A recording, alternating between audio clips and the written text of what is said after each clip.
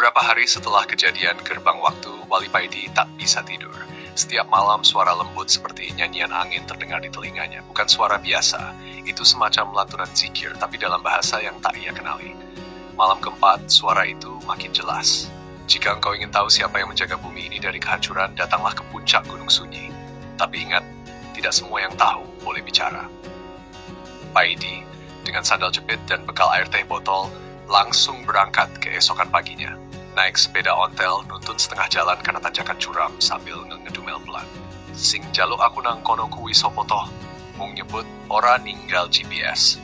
Tapi ia tetap naik, hatinya merasa ini bukan perjalanan biasa. Di puncak gunung dia menemukan sebuah gua kecil. Di mulut gua ada sosok lelaki tua berjubah coklat lusuh, duduk bersila menghadap matahari yang baru muncul.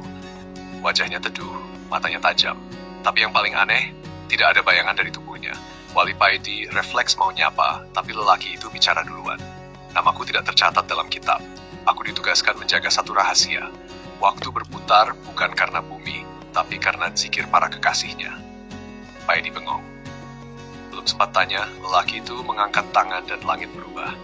Tiba-tiba, Paidi melihat dunia dari atas. Gunung-gunung berzikir, laut bersyahadat, angin bersalawat. Ia melihat para wali Allah duduk di tempat-tempat sunyi. Wajah mereka menyala tak dikenal manusia, tapi doa mereka menahan bencana, menahan gempa, menahan murka. Lelaki itu kembali bicara. Manusia zaman ini sibuk mencatat yang viral, tapi melupakan yang vital.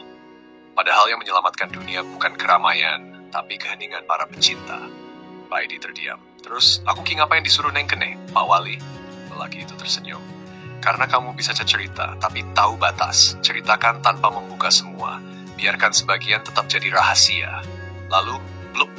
Paidi tiba-tiba sudah duduk di mushola kecil desanya dengan segelas kopi yang masih hangat di tangannya.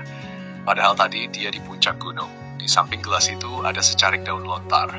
Di situ tertulis, jangan remehkan orang yang hidup sederhana, bisa jadi doanya sedang menahan langit dari runtuh. Suatu malam, Wali Paidi lagi-lagi nggak bisa tidur. Kali ini bukan karena kopi, tapi karena suara aneh dari arah kebun belakang rumahnya. Suara itu seperti bisikan, bukan satu, tapi banyak, seperti ada yang sedang rapat tengah malam. Karena penasaran, Paidi pun keluar dengan sarung masih melilit di leher. Langkahnya pelan, matanya tajam mengamati kegelapan.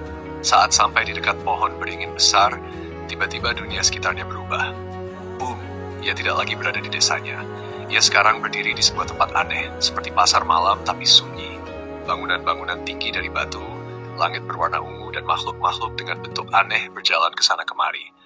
Ada yang tingginya 2 kali manusia, ada yang kecil seperti anak-anak, ada yang bercahaya, dan ada yang seperti bayangan hitam melayang.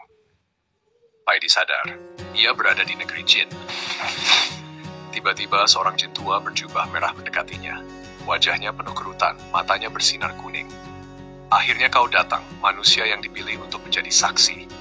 Saksi opo, Mbah? Tanya Paidi bingung. Jin tua itu menunjuk ke langit. Di sana terlihat sebuah bayangan besar mengerikan, berbentuk seperti asap hitam raksasa yang berputar. Jin-jin di bawahnya tampak ketakutan. Kami sudah lama menjaga keseimbangan dunia ini. Tapi ada jin-jin jahat yang ingin membuka segel yang telah dikunci oleh Nabi Sulaiman ribuan tahun lalu. Jika segel itu terbuka, mereka akan bebas, dan dunia manusia pun takkan selamat. Paidi menggaruk kepalanya. Lah hubungannya karo aku opo mbah? Aku kan cuma wong desa, iso ngaji mung sepiro-sepiro. Jin tua itu tersenyum tipis, karena manusialah yang memegang kunci terakhir. Mendadak, tanah bergetar. Dari arah gerbang batu besar, muncul segerombolan jin berbentuk seperti bayangan hitam dengan mata merah menyala. Mereka berjalan mendekat, membawa sebuah batu hitam yang tampak bersinar keunguan. Itu dia, batu pemanggil. Mereka akan membangunkan Raja Kegelapan. Teriak jin tua. Paidi refleks merogoh saku sarungnya. Yang ada cuma tasbih kayu pemberian Kiai Mursyid. Ia memegang tasbih itu erat-erat, lalu membaca ayat kursi dengan suara lantang. Saat itu juga angin bertiup kencang. Jin-jin jahat yang membawa batu hitam itu tiba-tiba menjerit. Tubuh mereka menguap seperti terbakar cahaya. Langit yang tadinya ungu berubah menjadi biru tua. Gerbang batu bergetar lalu retak dan hancur berkeping-keping. Paidi terkejut. Apa dia baru saja menyelamatkan dunia jin? Jin tua itu mendekat dan tersenyum. Terima kasih manusia, kau baru saja menghentikan perang besar yang akan terjadi. Paidi masih melongo. Ia ingin bertanya banyak hal, tapi tiba-tiba, boom! Ia sudah kembali ke kebunnya, berdiri di bawah pohon beringin. Semua terasa seperti mimpi. Tapi di tangannya, tasbih kayunya bersinar sebentar sebelum kembali seperti biasa. Keesokan harinya, Paidi menulis satu kalimat di kitab ngajinya. Kadang manusia lupa bahwa yang tak terlihat bukan berarti tak ada, tapi yang tak terlihat pun takut pada mereka yang memiliki hati yang bersih.